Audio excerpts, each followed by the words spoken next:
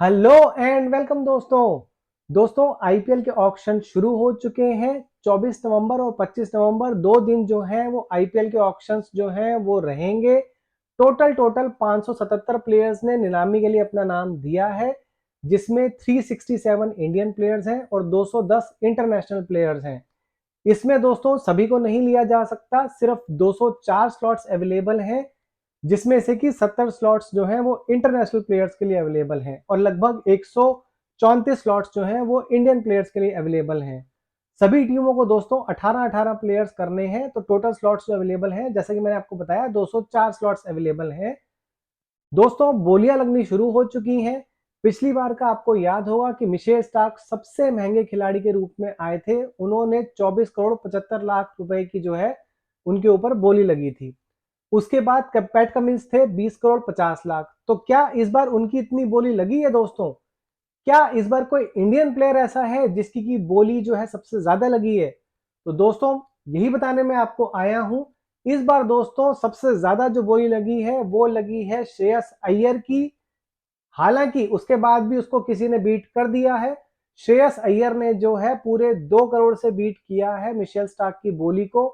26 करोड़ 75 लाख की बोली लगी है उनकी। और उनको जब उनकी बोली लग चुकी थी, उसके दूसरे या तीसरे नंबर के बाद ही जो है आए ऋषभ पंत। और ऋषभ पंत की दोस्तों बोली लगी है पूरे 27 करोड़ की। तो दोस्तों ऋषभ पंत जो है वो अभी तक इस आईपीएल सीजन 2025 के सबसे महंगे प्लेयर बन गए हैं। उधर पाकिस्तानियों को तो यकीन ही नहीं हो पा रहा है, वो तो अभी से चिल्लाना शुरू हो गए हैं कि भैया इतना तो पैसा होता ही नहीं है। दरअसल मैं यहाँ आपको बताता चलूं कि 27 करोड़ का मतलब है कि पाकिस्तान के तकरीबन तकरीबन 90 करोड़ रुपए। तो इतना पैसा किसी भी पाकिस्तानी ने तो आज तक देखा नहीं है। हाँ मालूम है, वो कह सकते हैं कि भैया हमारे यहाँ पे शार्क टैंक में डील हुई है, पता नहीं 3 या 5 मिलियन डॉलर में हुई है, जो कि आज तक की सबसे बड़ी डील है। पर भैया वो पैसे मिले कहाँ हैं ये तो चेक कर लो। अभी तक वो मिले ही नहीं है, सिर्फ वो डील डील ही हुई है।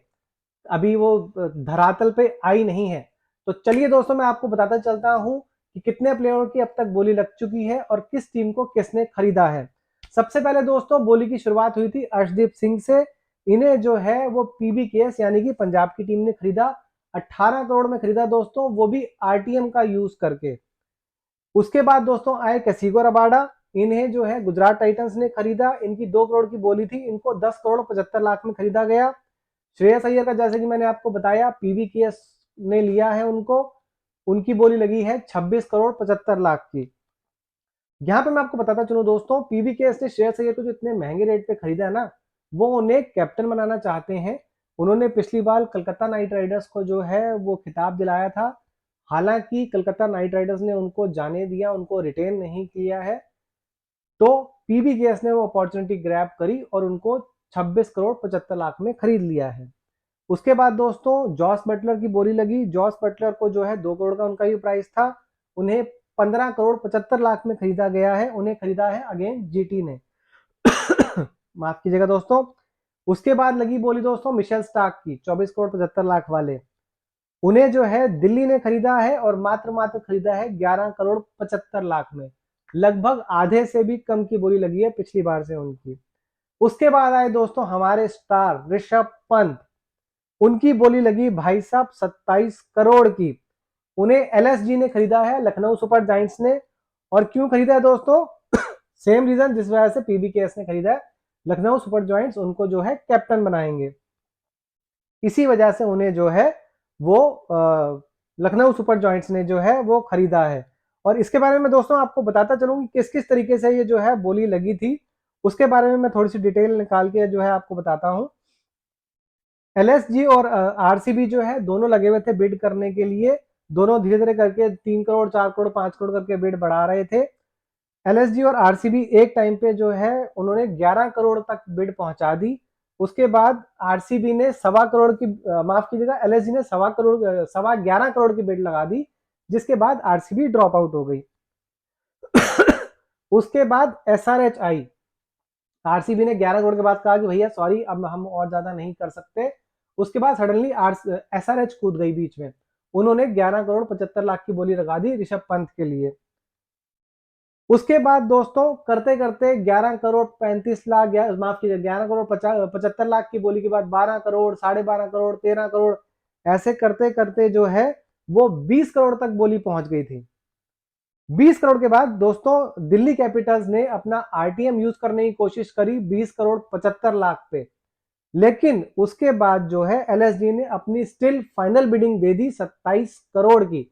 दिल्ली ने उनको होल्ड करने की कोशिश करी थी 20 करोड़ 75 लाख में, which was a very good and handsome amount, लेकिन एलएसडी उनको हर हालत में लेना चाहती थी और उन्होंने उनको आखिरी में 27 करोड़ की डील पे फाइनल कर दिया। 27 करोड़ से ज्यादा और किसी में दम नहीं था उनको लेने का। तो इस तरीके से जो है लखनऊ सुपर जायंट्स के पास चले गए हैं ऋषभ पंत। इसके बाद दोस्तों बोली लगी मोहम्मद शामी की, उनको जो है वो 10 करोड़ में खरीदा गया है एसआरएच के द्वारा। डेविड मिलर, उनको उनका बेस प्राइस 1.5 करोड़ था, उनको एलएसजी ने ही खरीदा है 7.5 करोड़ में। यजुवेंद्र चहल दोस्तों, इनको भी जो है 18 करोड़ में खरीदा गया है, इनको खरीदा है पीबीकेएस ने। पीबीकेएस लगता है दमदार टीम बनाने वाली है अपनी। उसके बाद मोहम्मद सिराज की बोली लगी माफ कीजिएगा, उनको जीटी ने खरीदा है दोस्तों, उनको खरीदा गया है 12 करोड़ 25 लाख में। उसके बाद लेम लिविंगस्टोन, उनकी बोली लगी है दोस्तों, आरसीबी ने खरीदा है 8 करोड़ 75 लाख। केएल राहुल पिछली बार एलएसजी में थे, अब उनको दिल्ली ने खरीद लिया है और मात्र 14 करोड़ रुपए में। तो दिल्ली से ऋषभ पंत जो है वो एलएसजी पहुंच गए और एलएसजी से अपना केएल राहुल जो है वो दिल्ली आ गए हैं। इसके बाद दोस्तों हैरी ब्रुक्स का नंबर था, हैरी ब्रुक्स को भी दिल्ली ने खरीदा है 6.25 करोड़ में। उसके बाद अपना दोस्तों माफ कीजिएगा राहुल त्रिपाठी नहीं, एडन मार्करम, उनको दोस्तों 2 करोड़ का प्राइस था, एलएसजी ने 2 करोड़ में ही खरीदा है। डेवन कॉनवे सीएसके के player 6 crore 25 lakh. Rahul Tripathi 3 crore 40 lakh. Jake Fraser McGurk Delhi capitals ने खरीदा है 9 करोड़ में, उन्होंने आरटीएम का यूज करते हुए उनको जो है अपने पास रखा है। हर्षल पटेल एसआरएच ने 8 करोड़ में। और मेजर मेजर बता दूं दोस्तों, उसके बाद बोली लगी वेंकटेश अय्यर की। वेंकटेश अय्यर की भी दोस्तों बोली जो है वो बहुत ही शानदार रही। वेंकटेश अय्यर को मिले हैं 23 करोड़ 75 लाख रुपए। जी हाँ दोस्तों, वेंकटेश अय्यर के लिए इतनी तगड़ी लड़ाई हुई दोस्तों, इतनी तगड़ी लड़ाई हुई कि बहुत सारी टीमें जो है उनको लेने के लिए आ गई थी। सबसे पहले जो है केकेआर ने बिड स्टार्ट किया, एलएसजी ने उसको ज्वाइन किया। 2.25 करोड़ से वो बोली शुरू हुई थी और बिडिंग जो है जल्दी ही 6 करोड़ तक पहुंच गई। 6 करोड़ से भी बढ़ते बढ़ते जो है केकेआर ने उनको 7 करोड़ 75 लाख पे जो है वो आ, अपना फाइनल बिड दे दिया कि 7 करोड़ 75 लाख पे हम खरीदना चाहते हैं। एलएसजी वहां पे थोड़ा सा बैकआउट हुई, पर वहां पे आ गई, अंदर घुस गई आरसीबी। आरसीबी के बीच में जो बिडिंग वॉर चली दोस्तों 7.75, 8, 8.25, 8.5, वो चली गई 10 करोड़ तक। 10 करोड़ के बाद जो है आरसीबी ने फिर भाव बढ़ाना शुरू किया। आरसीबी ने उसका भाव ले जाके कर दिया 20 करोड़। बट केकेआर वाले भी जो हैं वो लगातार उसके पीछे लगे हुए थे कि हमें वेंकटेश अय्यर चाहिए। आखिरी में केकेआर ने 23 करोड़ 75 लाख रुपए में उनकी बोली लगाई।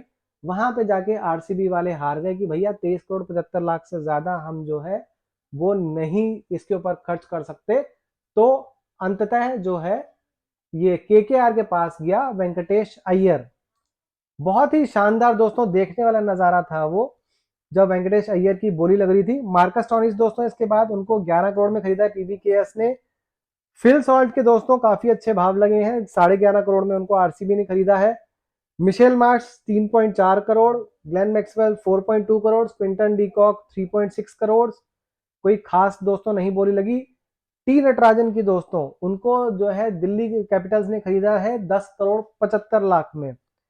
इसके अलावा दोस्तों बात करूं तो वनिंदु हसरंगा को 5.25 करोड़ में खरीदा है राजस्थान रॉयल्स ने। नूर अहमद दोस्तों, ये एक सरप्राइज पैकेज है मेरे लिए, तो सडनली ये सीरियसली ये सरप्राइज पैकेज है। अफगानिस्तान के प्लेयर है, हम सबको पता ही है। उनको सीएसके ने खरीदा है भैया 10 करोड़ में। मुझे बिलीव नहीं होता दोस्तों कि नूर अहमद जो है वो 10 करोड़ में जा सकते हैं। मेरे लिए रैली में जो है दोस्तों वो मतलब अचरज की बात है कि इतना महंगा उनको लिया गया है।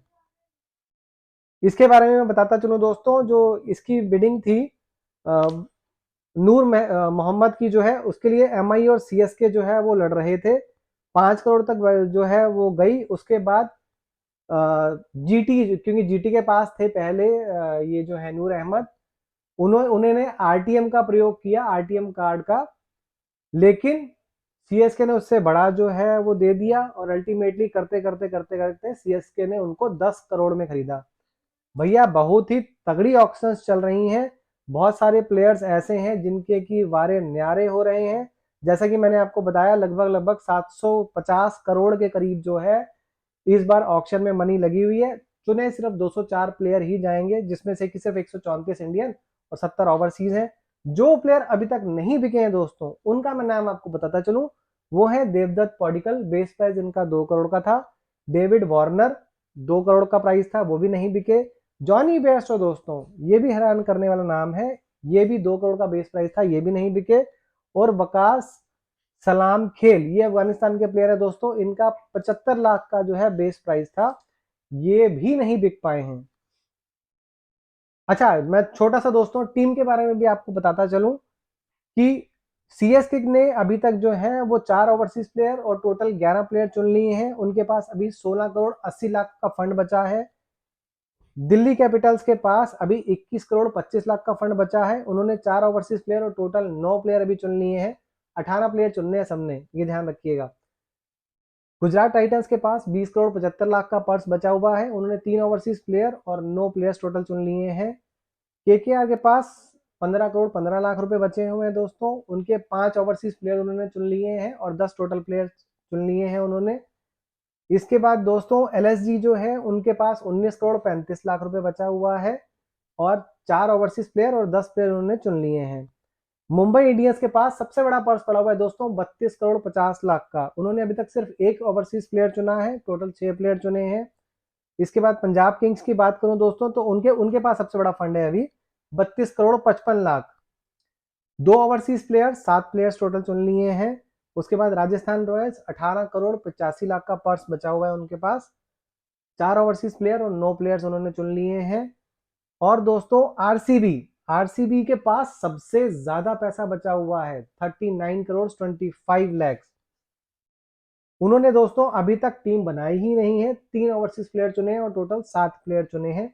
मिनिमम अभी तक 9 प्लेयर चुने गए थे, मुंबई इंडियंस ने 6 चुने थे, माफ कीजिएगा, और आरसीबी ने 7 चुन लिए हैं। बट सबसे बड़ा पर्स अभी भी आरसीबी के पास पड़ा हुआ है 39 करोड़ 25 लाख का। और आखिरी में दोस्तों सनराइजर्स हैदराबाद, इनके पास सिर्फ 10 करोड़ 15 लाख का पर्स बचा है। उन्होंने 4 प्लेयर्स चुने हैं, 4 ओवरसीज प्लेयर चुने हैं और टोटल 10 प्लेयर्स चुन चुके हैं। तो दोस्तों ये है अभी तक का हाल। टोटल 42 प्लेयर अभी तक बिक चुके हैं, जिसमें से कि 24 ओवरसीज प्लेयर हैं दोस्तों, 3 आरटीएम कार्ड्स यूज हुए हैं। टोटल स्पेंड जो अभी तक हुआ है वो हुआ है 414 करोड़ 90 लाख रुपए। अब वही है, पाकिस्तानी ये सोच रहे हैं कि भैया इतना पैसा तो होता ही नहीं है।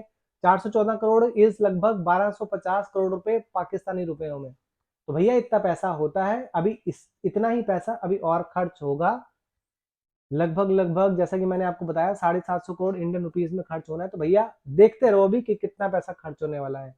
आशा करता हूं दोस्तों सबसे पहली जानकारी मैंने आपको ये दी होगी। कमेंट सेक्शन में कमेंट कर सकते बता सकते हैं आप कि आपको जानकारी कैसी लगी। ज्यादा से ज्यादा इस वीडियो को शेयर भी कर दीजिए ताकि ज्यादा से ज्यादा लोगों को पता चल सके कि कौन कौन अभी तक बिक चुका है प्लेयर, कौन कौन सी टीम में कौन कौन सा खिलाड़ी आ चुका है। आप सभी लोगों का दोस्तों वीडियो देखने के लिए बहुत बहुत धन्यवाद। चैनल को सब्सक्राइब नहीं किया तो सब्सक्राइब जरूर कर दीजिएगा। धन्यवाद।